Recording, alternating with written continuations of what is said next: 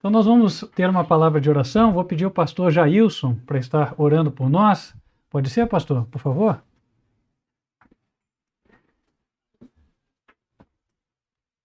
Querido Deus, nosso Pai que nos céus habitas,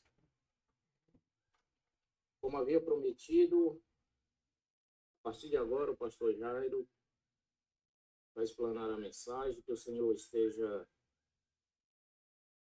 iluminando ele e também toda a igreja. Sabemos que nesses últimos dias nós precisamos muito de sermos iluminados pelo Espírito Santo de Deus, porque Amém. a obra está quase findando. Nós pedimos ao Senhor, Pai, que dirige esta reunião, fale ao nosso coração,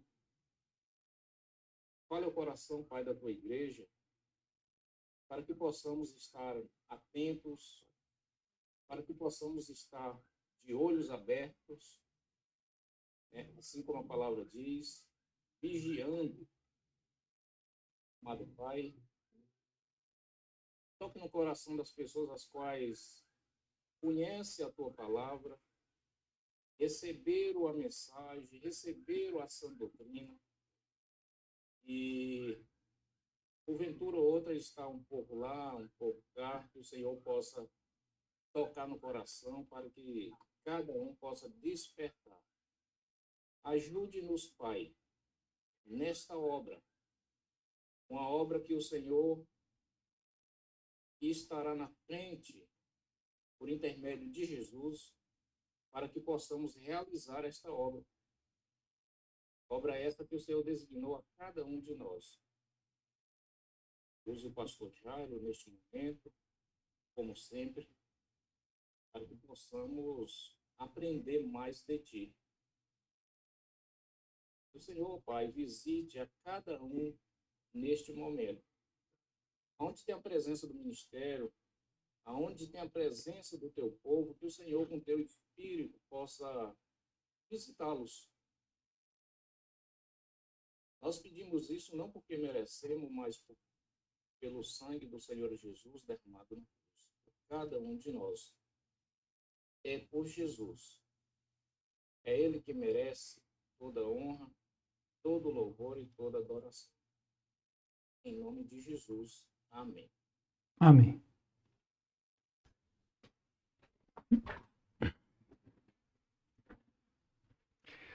Irmãos, então, antes de começarmos, passo brevíssimas recomendações. Primeiro, para quem tiver condições e quiser fazer as suas anotações, para que possa estar acompanhando mais tarde, né, e tenha condições de estar seguindo no estudo, né? Segundo, eu só quero me certificar aqui de que todas as pessoas receberam o link do estudo. Eu vou passar aqui para algumas.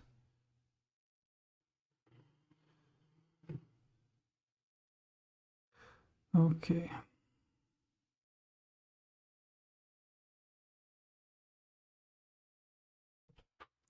Ok. E terceiro, queria comentar com os irmãos que nós vamos fazer uma brevíssima recapitulação também. Não vamos discorrer tudo que já estudamos nos outros dois estudos, que foram estudos extensos, nós abordamos muito conteúdo, e agora o que queremos é meramente voltar ao ponto onde estávamos. Então, de forma muito resumida, nós estivemos estudando sobre o paralelismo profético existente entre a jornada do povo de Israel saindo da terra do Egito com direção a Canaã da terra, Canaã terrestre, aquela terra que está na Palestina, com a jornada do povo de Deus nos últimos dias, saindo do Egito do pecado até a Nova Jerusalém, a Canaã celestial. Nesse contexto, nós vimos que Deus chamou um povo que conheceu a importância da obediência à lei de Deus e também de guardar o sábado, teve a guia de Deus dada a ele através de orientações específicas por meio de profetas que ele levantou, dentre eles 2 homens e mais tarde uma mulher, Ellen White. E a exemplo do povo de Israel, infelizmente, o povo foi gradativamente se rebelando contra a vontade do Senhor. E nesse contexto nós acompanhamos a trajetória desta igreja que se formou, a Adventista do Sétimo Dia, até a década de 1880. E nós paramos lendo um testemunho datado de 1882.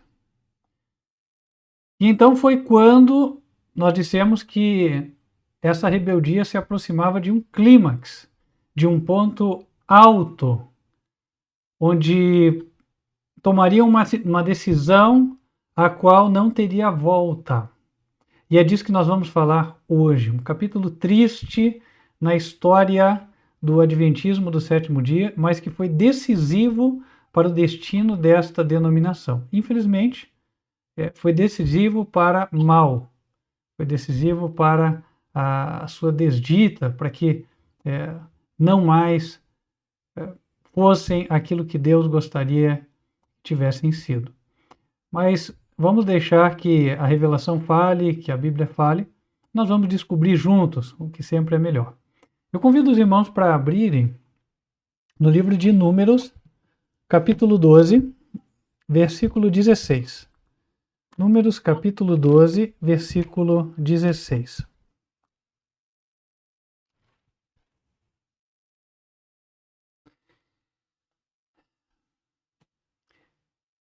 Então, no último estudo, nós falamos sobre o caso em que Miriam e Arão falaram contra o profeta de Deus, Moisés, e por isso receberam uma punição até relativamente branda. Miriam ficou leprosa por 7 dias. E daí, depois, retornou ao arraial, ou seja, curada. E então, no versículo 16, é dito que depois o povo partiu de Azerote, onde estavam, e assentaram o arraial no deserto de Parã. O deserto de Parã também é conhecido por outro nome. O nome mais conhecido dele é Cádiz Barneia. O profeta Moisés ele fala dessa trajetória do povo de Deus em Deuteronômio, capítulo 1, versículo 19. E ali ele vai nos apresentar esse nome. Eu convido os irmãos para abrirem lá também, por favor.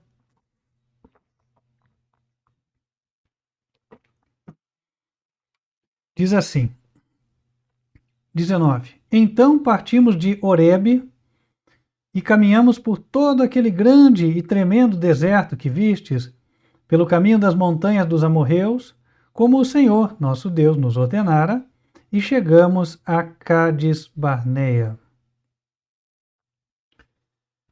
E o que aconteceu neste lugar, Cádiz Barneia? Bom, antes de falar do que aconteceu, eu queria comentar, a exemplo do que sempre temos feito, o significado do nome Cádiz Barneia.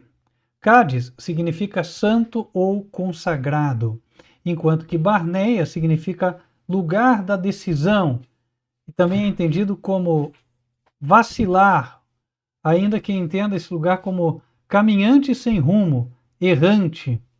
Então, unindo os significados atribuídos, nós temos um lugar onde o povo era para estar na condição de santo, porém tomou uma decisão onde ele vacilou e se tornou um caminhante sem rumo, um errante. E aí, nesse contexto, nós vamos confirmar isso pela Bíblia. Voltando para Números, nós tínhamos lido o último verso do capítulo 12, e aí nós entramos já no capítulo 13. Vou convidar os irmãos para abrirem. E no versículo 1, nós encontramos que Deus falou o Senhor falou a Moisés, dizendo: Envia homens que espiem a terra de Canaã, que eu hei de dar aos filhos de Israel. De cada tribo de seus pais enviareis um homem, sendo cada qual maioral entre eles. E a história conta, no decorrer do capítulo, que foram escolhidos esses homens, eles foram, e passados 40 dias, eles retornaram. Versículo 25. Depois voltaram de espiar a terra ao fim de 40 dias. E caminharam e vieram a Moisés e a Arão e a toda a congregação dos filhos de Israel no deserto de Parã, a Cádiz, e tornando, deram-lhes conta a eles e a toda a congregação e mostraram-lhes o fruto da terra. Então até aí, aparentemente, tudo bem. Ocorre que a fé do povo se mostrou falha. No versículo 30, é dito que após os espias realizarem o seu relato, um deles, chamado Caleb, fez calar o povo perante Moisés e disse: Subamos animosamente e possuamo-la em herança, porque certamente prevaleceremos contra ela. Porém, os outros, os homens que com ele subiram, disseram: Não poderemos subir contra aquele povo, porque é mais forte do que nós. E infamaram a terra que tinham espiado perante os filhos de Israel, dizendo: A terra pelo qual passamos a espiar é terra que consome os seus moradores, e todo o povo que vimos no meio dela são homens de grande estatura. Também vimos ali gigantes, filhos de Anak, descendentes dos gigantes, e éramos aos nossos olhos como gafanhotos, e assim também éramos aos seus olhos. Capítulo 14, verso 1, continuando a leitura. Então levantou-se toda a congregação e alçaram a sua voz, e o povo chorou naquela mesma noite. E todos os filhos de Israel murmuraram contra Moisés e contra Arão, e toda a congregação lhe disse: Ah, se morrêramos na terra do Egito! Ou, ah, se morrêramos neste deserto! E por que nos traz o Senhor a esta terra para cairmos à espada e para que nossas mulheres e nossas crianças sejam por presa? Não nos seria melhor voltarmos ao Egito? E diziam uns aos outros: Levantemos um capitão e voltemos ao Egito. Então Moisés e Arão caíram sobre os seus rostos perante todo o ajuntamento dos filhos de Israel. E Josué, filho de Num, e Caleb, filho de Jefoné, dos que espiaram a terra, rasgaram as suas vestes e falaram a toda a congregação dos filhos de Israel, dizendo: A terra pela qual passamos a espiar é terra muito boa. Se o Senhor se agradar de nós, então nos porá nesta terra e nos dará, terra que mana leite e mel. Não somente não sejais rebeldes contra o Senhor, e não temais o povo desta terra, porque são eles nosso pão. Retirou-se deles o seu amparo, e o Senhor é conosco, não os temais. Então disse toda a congregação que os apedrejassem. Porém, a glória do Senhor apareceu na tenda da congregação a todos os filhos de Israel. O povo, mais uma de tantas vezes na sua jornada, não considerou o quanto Deus tinha feito por eles e o poder de Deus manifesto até então. Não fazia muito tempo Deus tinha aberto o próprio Mar Vermelho e lá tinha afogado o exército dos egípcios. Ainda assim, demonstrando absoluta desconfiança e falta de fé, mostraram-se totalmente indignos, ou melhor dizendo, despreparados para entrar naquela terra. Indignos nós sempre somos na presença de Deus, porém, Deus espera que manifestemos fé para que Ele haja. Mas, diante de tamanha rebeldia e incredulidade, a ponto de até quererem apedrejar 2 dos espias que manifestavam fé naquele momento, fé de que poderiam entrar na terra prometida, então Deus passou uma sentença sobre o povo, conforme vamos ler a partir do verso 27. Até quando sofrerei esta má congregação que murmura contra mim? Tenho ouvido as murmurações dos filhos de Israel com que murmuram contra mim. Dize-lhes: assim como eu vivo, diz o Senhor, que, como falastes aos meus ouvidos, assim farei a vós outros. Neste deserto cairá o vosso cadáver, como também todos os que de vós foram contados segundo toda a vossa conta, de 20 anos para cima, os que dentre vós contra mim murmurastes.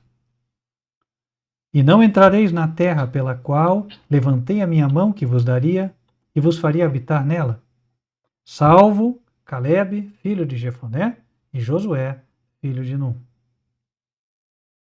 E vossos filhos, porém,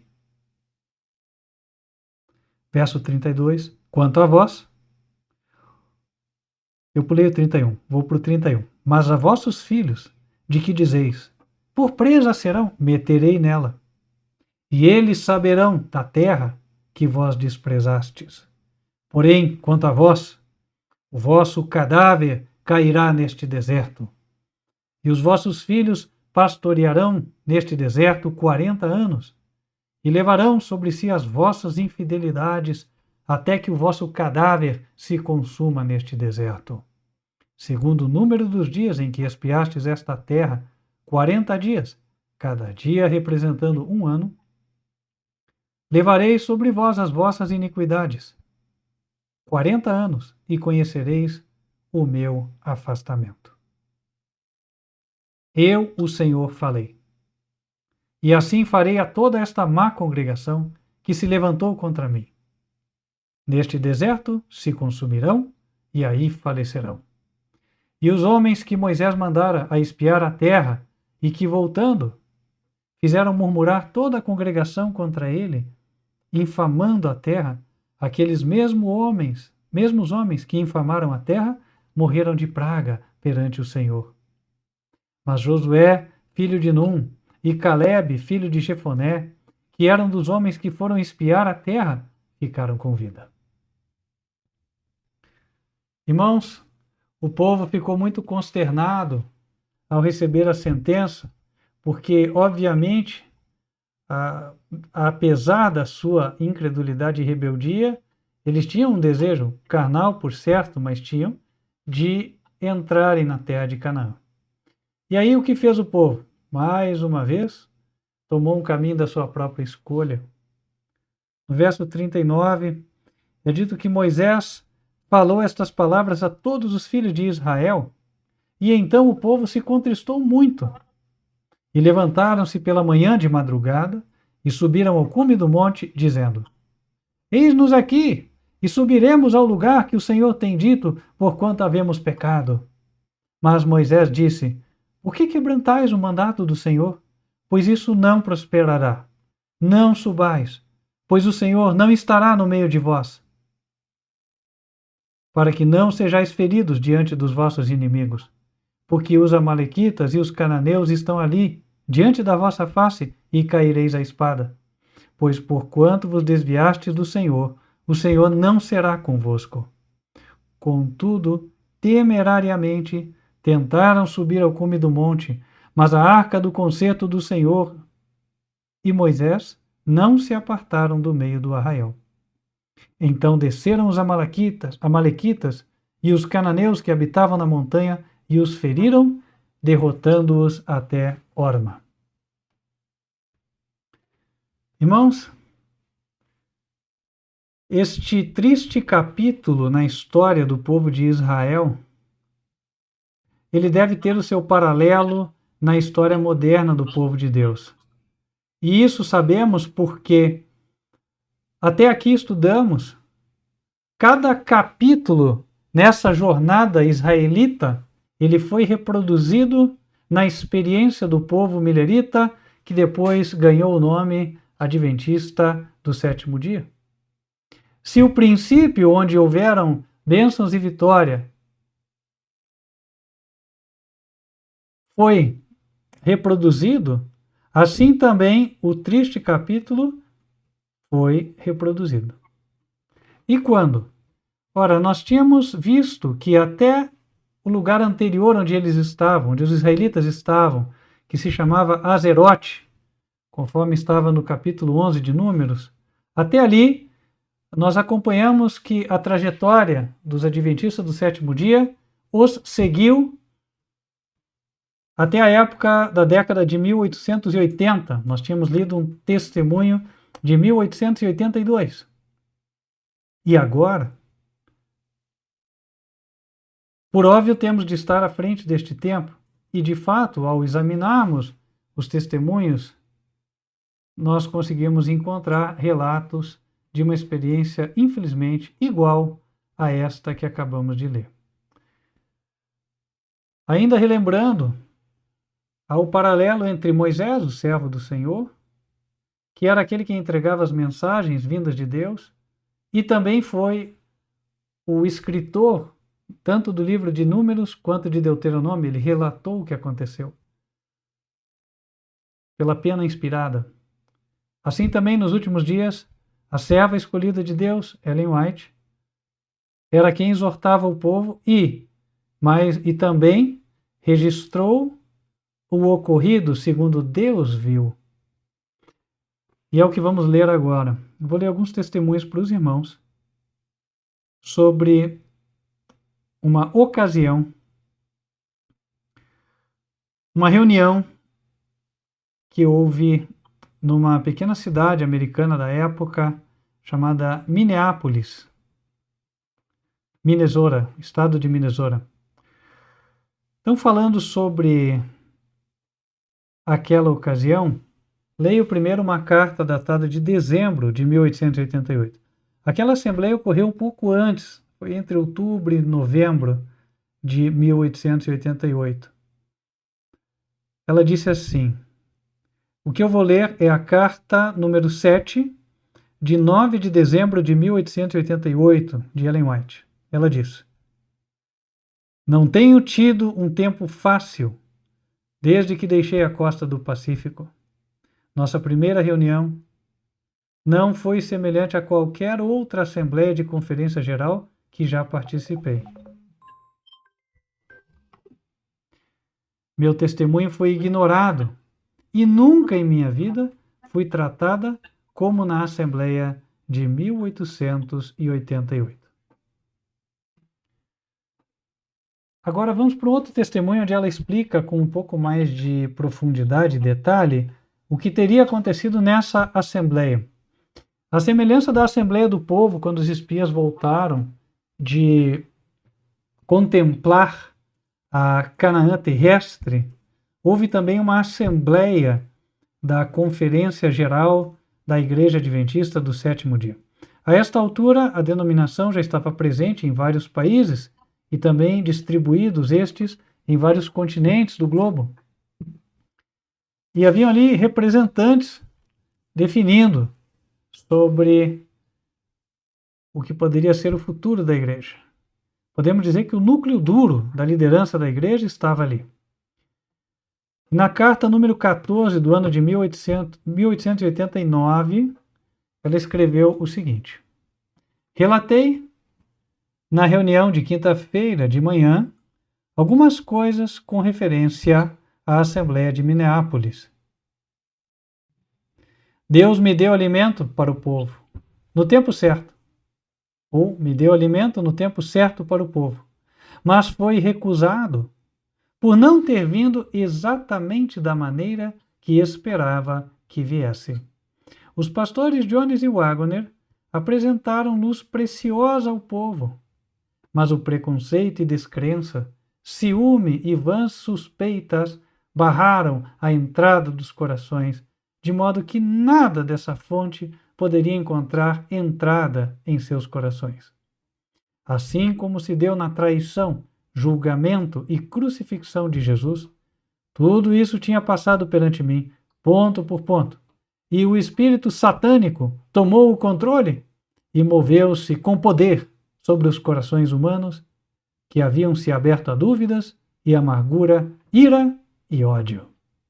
Tudo isso era prevalecente durante a Assembleia no caso de Minneapolis. Continua mais à frente. Fui conduzida à casa onde nossos irmãos faziam sua habitação, e havia muita conversação e excitação de sentimentos, e alguns comentários penetrantes e supostamente inteligentes e irônicos. Os servos aos quais o Senhor enviara eram ridicularizados e colocados sobre uma luz ridícula. O comentário passou por mim, e a obra que Deus me havia dado a cumprir era qualquer outra coisa menos lisonjeira. O nome de Willie White era utilizado livremente e ele era ridicularizado e denunciado, e também os nomes dos pastores Jones e Waggoner. O que tinha acontecido naquela conferência, para os irmãos poderem entender? A forma de conduzir a conferência era tal que ela durava vários dias e eram apontadas pessoas que teriam a responsabilidade de trazerem as meditações, a exemplo do que fazemos nos nossos acampamentos aqui do ministério.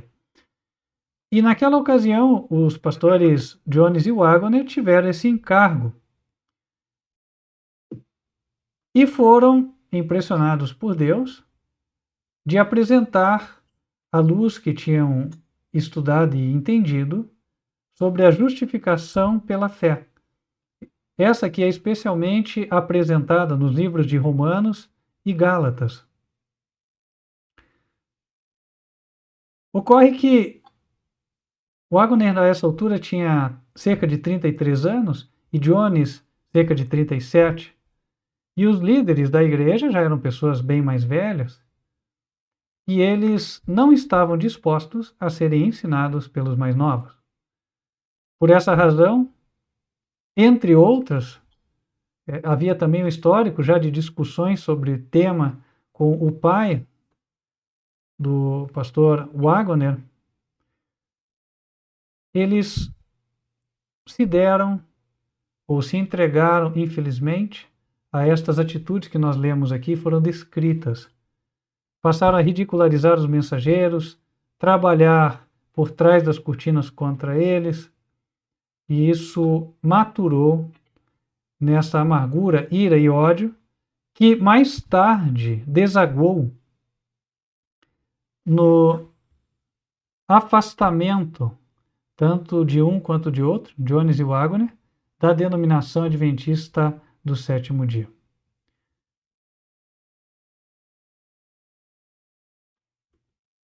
Foi uma ocasião onde o povo teve uma grande oportunidade, segundo os olhos do céu, mas não aproveitou. Eu vou ler um pouco mais.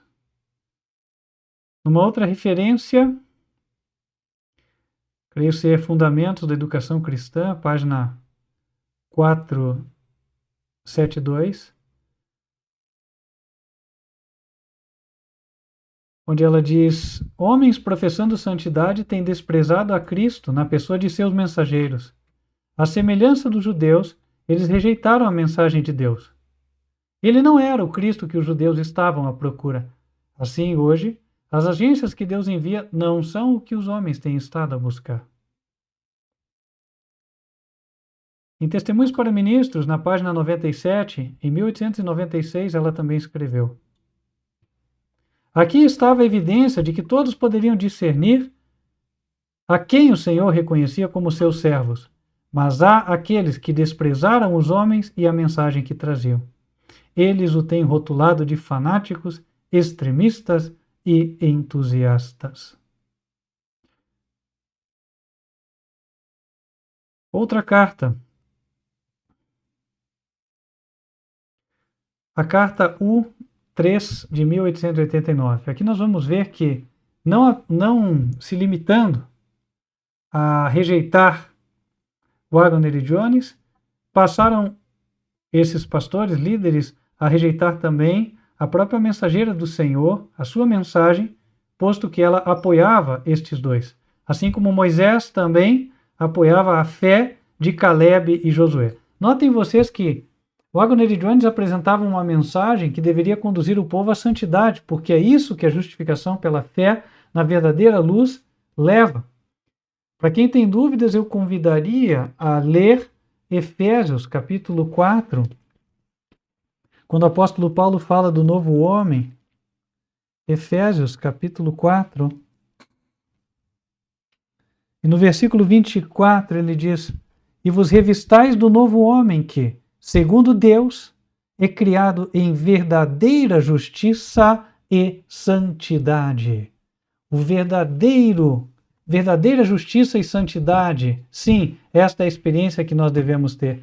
E note como isto casa com o nome de onde eles estavam, Cádiz. Cádiz quer dizer santo. Deus queria que o seu povo, apoiado na fé, andasse em santidade e vencesse. Mas, tal como o povo de Israel do passado, o moderno também não quis. E ainda falou da mensageira, como lemos agora. Vamos ler. Sendo que alguns de meus irmãos me têm na conta de que eu não tenho um julgamento de maior valor do que o de qualquer outro, ou como alguém que não foi chamado para essa obra especial, e que estou sujeita à influência de meu filho Willie, ou de alguns outros, por que pede a irmã White para participar de vossas campais ou reuniões especiais? Eu não posso ir. Não poderia fazer-lhes bem nenhum. E isso seria somente estar tratando com leviandade as sagradas responsabilidades de que o Senhor me incumbiu. Ter essas palavras distorcidas, mal aplicadas pelos descrentes, é de se esperar, o que não me surpreenderá. Mas ter os meus irmãos, que estão familiarizados com a minha missão e o meu trabalho, tratar levianamente a mensagem que Deus me dá para transmitir, ofende o seu espírito e é para mim desencorajador. Meu caminho é bloqueado pelos meus irmãos. Outro testemunho na mesma linha, manuscrito número 9, de 1888. Ela diz assim: Deus não me ergueu para atravessar a planície, a fim de falar-vos enquanto vos assentais aí fora para questionar a sua mensagem e indagar se a irmã White é a mesma que costumava ser outrora. Depois reconheceis que a irmã White estava certa, mas de algum modo isso mudou agora, e a irmã White é diferente, tal como a nação judaica. Note que ela faz o paralelo, tal como os israelitas. Os israelitas rejeitaram os dois mensageiros, Josué e Caleb, também rejeitaram o conselho de Moisés e decidiram ir sozinhos para enfrentar e fazer o que Deus já tinha proibido.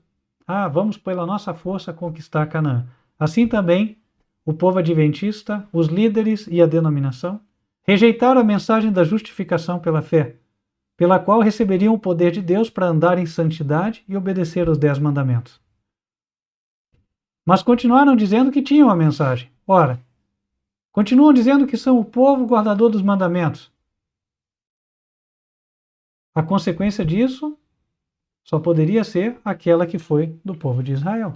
Foram tentar pela própria força e foram derrotados.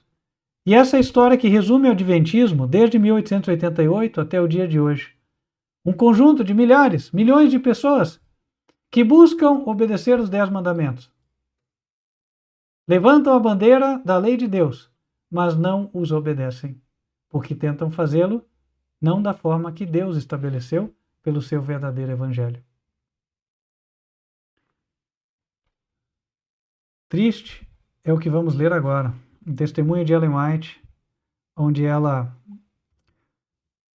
faz um comparativo tão claro que não nos exige acrescentar mais nada. O paralelismo profético fica perfeitamente assentado. Quando ela escreveu, no dia 9 de maio de 1892, na cidade de Melbourne, Austrália, o seguinte: vi que Jones e Wagner tiveram sua contrapartida em Josué e Caleb.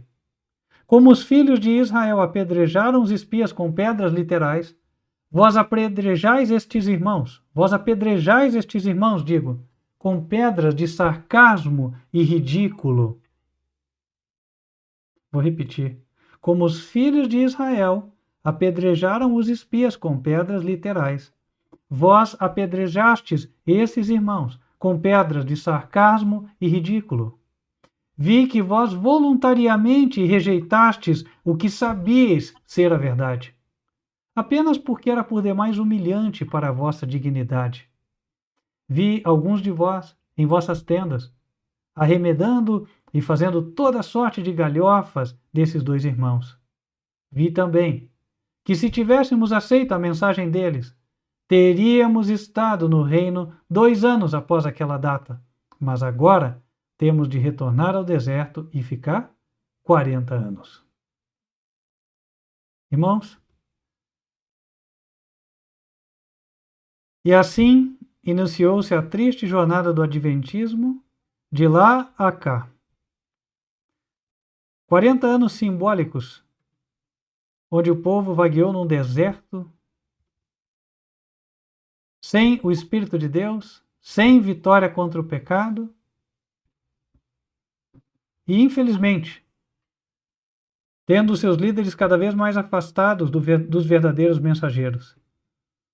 Quem conhece um pouco mais a história desta igreja sabe que os líderes da denominação, ou os eminentes, como dizem eles, pastores, doutores, dizem que Jones e Wagner figuram entre os que naufragaram na fé, enquanto que outros, os quais Deus qualifica como os rejeitadores, teriam sido os que venceram na fé. Quanta cegueira! De fato, a mensagem de Laodiceia aplica-se a este caso. Dizes, rico sou e de nada tenho falta, mas não sabes que és um miserável, pobre, cego e nu. Meus queridos irmãos, exatamente como o nome do lugar, Cádiz Barneia, representa, esta denominação deixou de ser uma igreja como Deus gostaria, ou melhor, não atingiu o que Deus propôs. Santo, Cádiz, santo consagrado, e passou a ser como Barneia, Cádiz Barneia, lugar da decisão, onde vacilaram, tomaram a decisão errada e se tornaram caminhantes sem rumo no sentido espiritual, errantes, com doutrinas próprias, ensinamentos de homens que jamais vão levá-los ao céu. Que tristeza. Ellen White chegou a comentar, e aqui eu gostaria de compartilhar com os irmãos, que os adventistas nunca mais encontrariam seu rumo. O texto que eu vou ler está no livro que temos do Ministério, Eventos dos Últimos Dias, página 40. Ela diz: uma coisa é certa e logo será compreendida. A grande apostasia, a qual está se desenvolvendo e crescendo e tornando-se mais e mais forte, irá continuar a crescer até o Senhor descer do céu com grande alarido. Nós temos que manter os primeiros princípios de nossa fé denominacional e avançar na força de aumentada fé. Temos sempre que manter a fé que tem sido consubstanciada pelo Espírito Santo de Deus. Desde os primeiros episódios de nossa experiência até o presente tempo. Bom, Deus mesmo inspirou sua serva a dizer que o adventismo não tinha mais solução. Era um caminho de apostasia sem volta. Tal como Deus disse, aquela geração toda pereceria no deserto, e no caso, no deserto da incredulidade e da ausência de santidade. Mas não quer dizer que Deus não teria um povo, porque Deus disse a eles que os seus filhos herdariam a terra. Quem seriam os filhos no dia de hoje que herdariam a terra de Canaã? Nós veremos isso no nosso próximo estudo, que será na semana que vem. Eu convido os irmãos para estarem de prontidão no próximo domingo, a partir das 18 horas, onde estaremos dando continuidade a este estudo. Por hora, irmãos, estaremos partindo para a oração final. Nossa chamada está aqui se encerrando, mas eu vou pedir para renovarmos o link e em seguida, então, vamos orar. Opa. Queridos irmãos, creio que estamos todos nós aqui. Então, vou propor que nós nos ajoelhemos, oremos, vamos falar com Deus.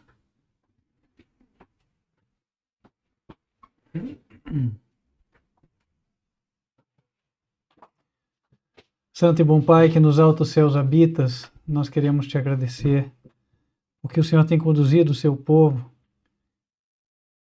a cada momento e aqueles que são sensíveis e decidem crer nas tuas promessas, sempre recebem as tuas bênçãos.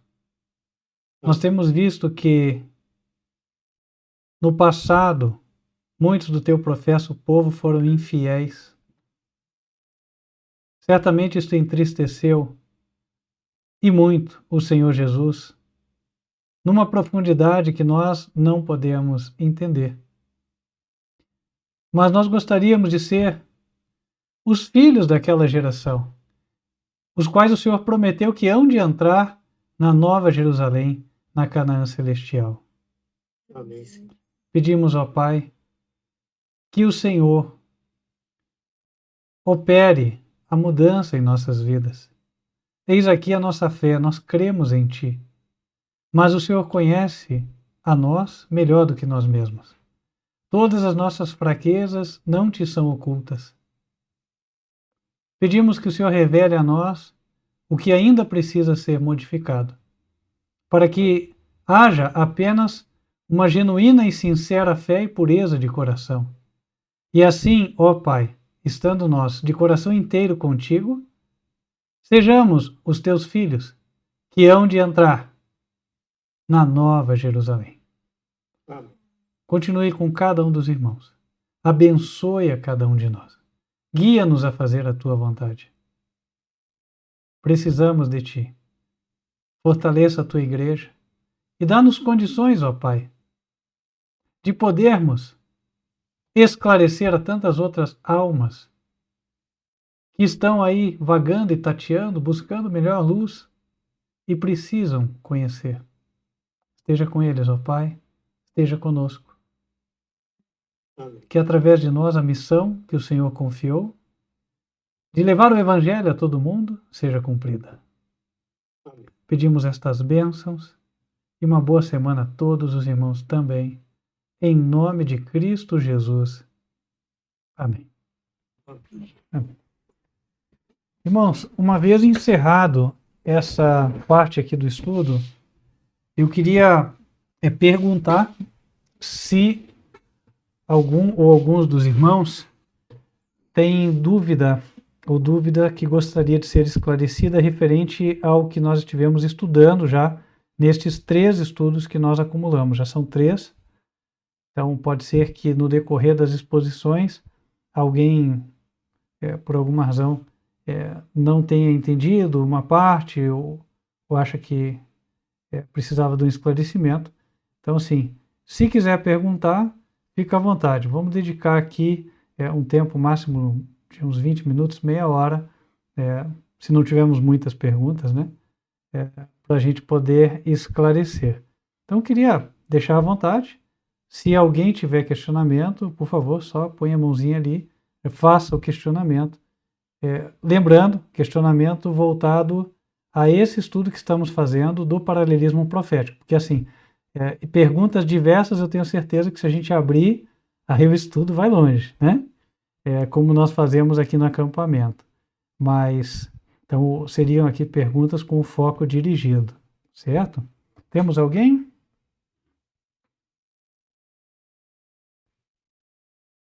Ou ficou claro?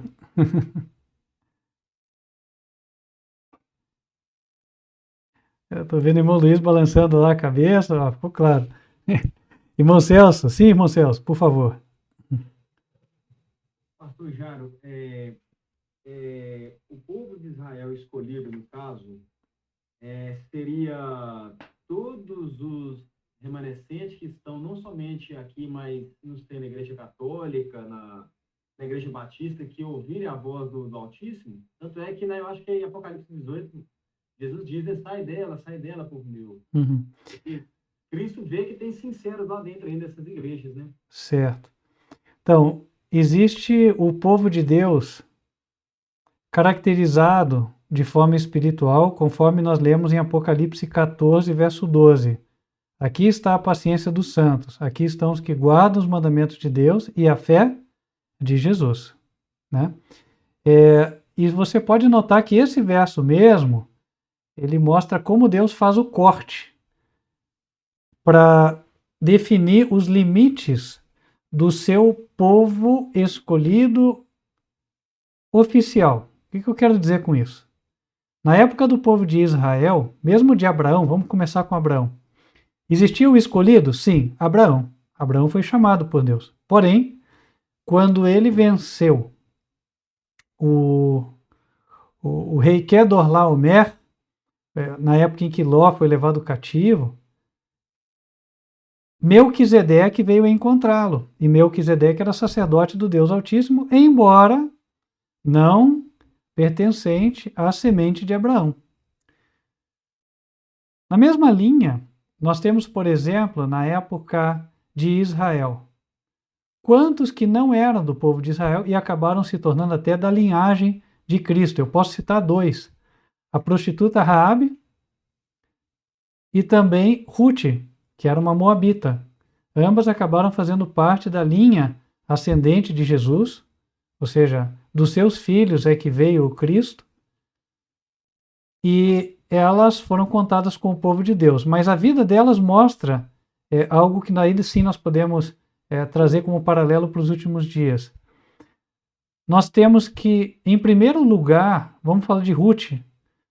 Ruth, espiritualmente, era do povo de Deus, mas era ela uma guardadora de todos os mandamentos? Em algum momento não era. Raabe, esse é até mais claro.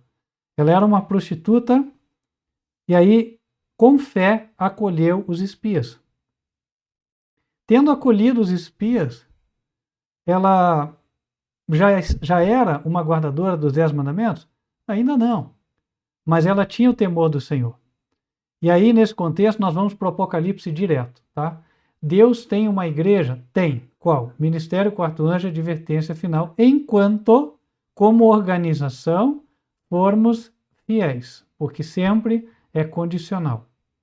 Porém, Deus tem os tementes a Ele, os quais Ele vai unir ao seu povo no devido tempo? Tem.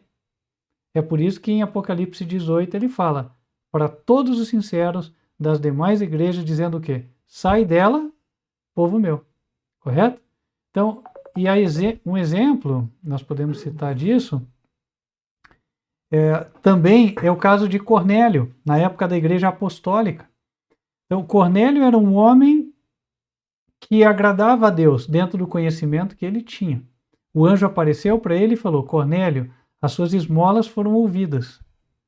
E aí, o anjo indicou para ele ir falar com Pedro, ou seja, ok, Cornélio era um homem de Deus, porém, ao ver isso, Deus o encaminhou até a sua igreja estabelecida. Ou seja, ele o encaminhou até Pedro. O mesmo ocorre hoje, né? Então Deus nos encaminha, ou melhor, Ele encaminha os sinceros à sua igreja estabelecida, né? Não sei se ficou claro, irmão Celso. Deu para? Sim, não, entendi. Ok, né? Amém. Irmão Luiz, por favor.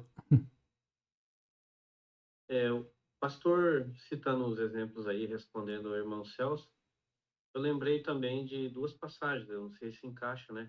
Os natineus, né? Correto, correto, perfeito. Né? Que se juntaram ao povo de Deus durante a jornada lá, né? Rumo a Canaã, né? Perfeito, perfeito. Né? E até depois de o povo ter sido cativo por 70 anos, quando retornou, também os netineus voltaram e ali fizeram parte daquele grupo remanescente que reconstruiu o templo e a cidade. Interessante, porque daí, fazendo um paralelo para os últimos dias, são como pessoas que têm o temor de Deus e no devido tempo eles vão vendo luz nos mesmos temas que nós vamos vendo, e eles querem também reconstruir a honestidade, a justiça, a obediência, o temor a Deus, né? Então, isso também há de acontecer nos nossos dias. Já vem acontecendo, na verdade, né? Seria comparada às outras congregações, né? Vamos dizer assim, os natineus, né? Seria comparado a grupos, talvez, de outras congregações que acabam se desligando dessas congregações e vão se unir à verdadeira igreja. Isso na África é muito comum. O pastor João Carlos, a cada tanto, fala, olha, uma igreja inteira se desligou, principalmente do adventismo, e veio. Recentemente, eu digo de ano passado para cá, nós tivemos uma igreja inteira em Uganda, né, que se desligou do adventismo e se uniu ao ministério Quarto Anjo de Advertência Final, né? Então assim também nós temos irmãos, por exemplo, outro dia eu conversei com alguns irmãos do Amapá, foi? Ou Rondônia? Rondônia. Até eu passei para o irmão, né? Foi para você que eu passei, né? Então eles acompanham faz tempo o ministério, também saíram do adventismo, né? E já se consideram parte desta igreja, né? Se Deus quiser, vou fazer uma visita para eles, eu e a Lília, mês que vem. Amém, em nome de Jesus. Amém. Depois Eu queremos... lembrei de outro exemplo também, pastor, daquela parábola dos ceifeiros, né? Aqueles que chegaram a sexta hora, a nona hora, né? No final todos receberam recompensa igual, né? Perfeito, amém, amém. Aí nós vamos vendo que vários exemplos da palavra de Deus encontram cumprimento nos últimos dias, né? Se nós formos espirituais, vamos ir enxergando, sim, né? Amém. Ok, mais alguém?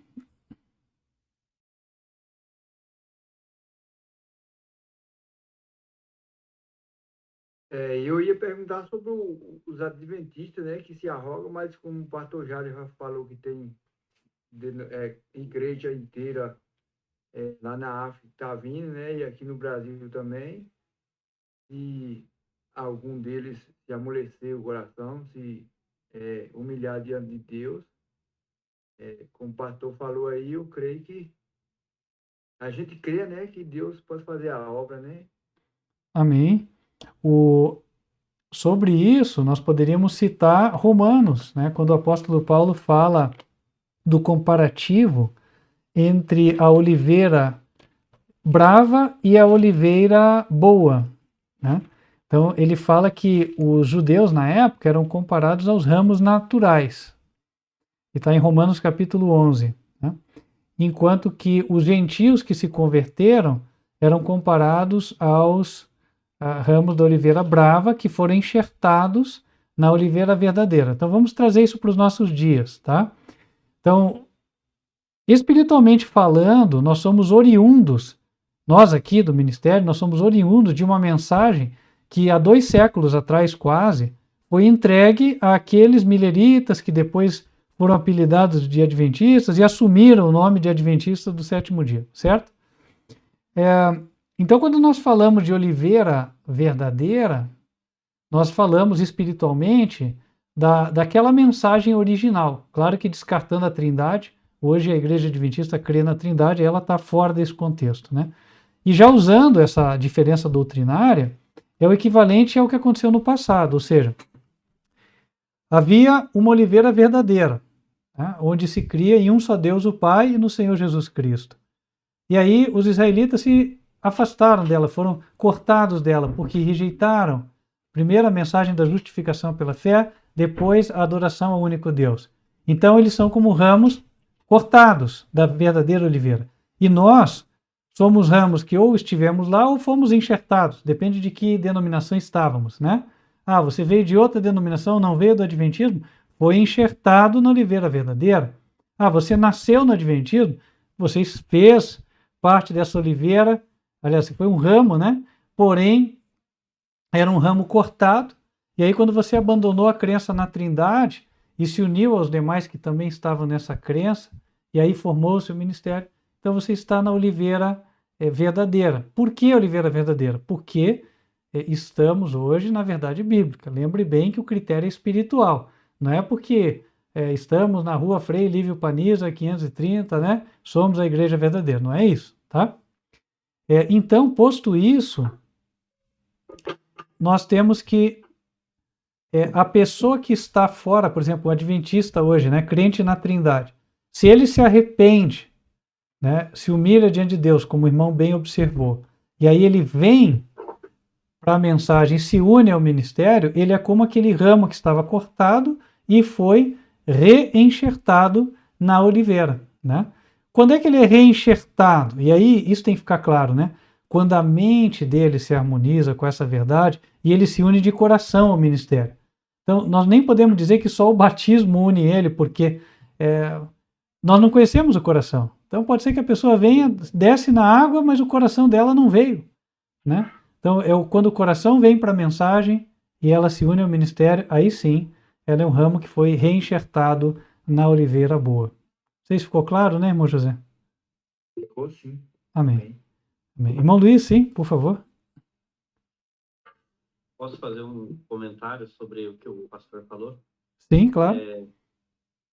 Inclusive, Paulo até faz uma advertência, né? Para que o ramo que é enxertado não se prevaleça, né, sobre aquele original que foi cortado, né? Exato. A gente tenha humildade, né? E não fique achando que é melhor que ele, né? Exatamente, né? O conhecimento, ele não pode vir acompanhado da soberba, né? Porque se vier, nós já caímos e nem nos demos conta. O conhecimento verdadeiro de Deus nos leva a ver cada vez como conhecendo menos. Então, quanto mais eu vejo de Deus, mais eu tenho absoluta convicção de que eu não sei nada. Então, se eu estou nesta visão, então quer dizer que eu estou conectado na videira, né? Na oliveira verdadeira.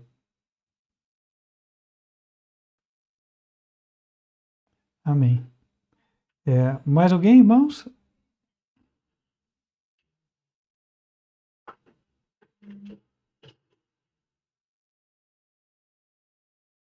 Ok. Bom, não havendo então, queria só perguntar se os irmãos entenderam o estudo de hoje. Isso foi tudo bem? Não vou perguntar se gostaram, porque daí a gente começa a querer que o estudo agrade a carne, daí não, né? Mas saber se os irmãos entenderam, se ficou claro, viram luz, né? Aí sim. Só põe a mãozinha lá, né? Todo mundo, aí com isso a gente já parte para encerrar, né? Ok, amém. Amém. Amém. Então, meus queridos irmãos, o que eu quero dizer para finalizar é que eu creio que Deus, Ele realmente deseja que nós estejamos fundamentados e conhecendo a nossa trajetória como povo de Deus. Como nós vimos no primeiro estudo, os servos de Deus da época apostólica, eles tinham um conhecimento bastante apurado da história sagrada. E hoje não deve ser diferente, né?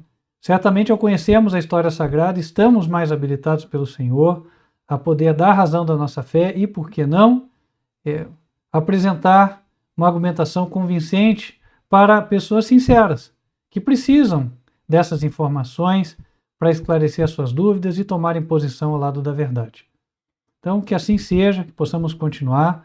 Eu, desde já, exorto os irmãos para que possam estar no domingo que vem, às 18 horas, reunidos, que nós possamos realizar juntos o nosso estudo aqui. Amém? Se Deus quiser, pai. Se Deus quiser. Então, amém. Então, meus queridos irmãos, que Deus abençoe a todos, né? Boa semana. Vamos para as despedidas, né? Amém.